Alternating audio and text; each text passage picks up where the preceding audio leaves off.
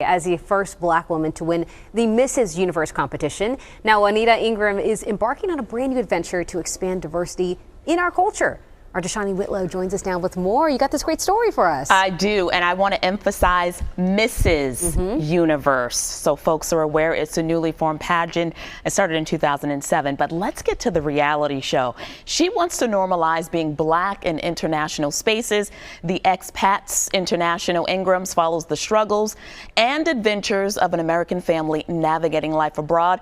I caught up with the show's creator and matriarch, Juanita Ingram. Get the VIP experience of living abroad with the Expats. From corporate attorney to stay-at-home wife, Juanita Ingram's family has lived in 3 countries thanks to her husband's job that takes the family to different parts of the world at any given time. I was asked about the possibility of us going to Asia. So we're talking and talking, and then she says, we're going to Taiwan, and I go, I don't want to move. Juanita Ingram, the show's creator, funded the project and explains how a tradition of Soul Food Saturdays with fellow expats birthed the concept. One day we were celebrating another family. They were moving back to America. Frankie Beverly Mays was playing on the lawn, and Beyonce and the kids were running around. There's about 35 of us, and I looked up and there was Windsor Castle. And I thought to myself, this situation that I'm in right now, and this lens and this view, this experience is something that's never been seen. No one really knows about this, and this is my reality. This is a show. A movement known as smart reality TV. There's never been a show about expats, period, let alone black people living abroad. And this was my reality in my world.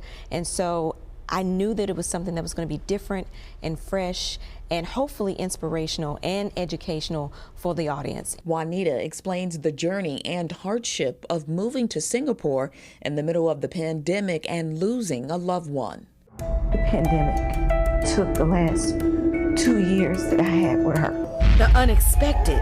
There was this guy that started standing there and just staring, and then out of nowhere he just started like belligerently attacking me verbally. Blacks kill blacks, 50 a day. To experiencing racism overseas. You can't outrun racism in where you are, but you won't experience it in the same way. And so sometimes, and even in this new season, we talk about that oftentimes, you know, people will jump when they see you. It depends on what country you're living in. So when we were in Taiwan, that was a common thing. But now that we're living in Singapore, it's a very diverse place. Do you ever feel the pressure to succumb to what we see as normal reality TV, right? The cat fights, the drink throwing. Here you are portraying positivity. I don't feel the need to succumb to that. There is a common reoccurring theme of how we deal with conflict that, quite frankly, is a bit old. And I knew that there was something and a need for there to be a depiction of my reality. Again, I have conflicts with people all the time. I've never thrown a drink, never flipped a table. Doesn't mean that that doesn't happen, but black people are not monolithic. And we even deal with conflict in a very diverse way.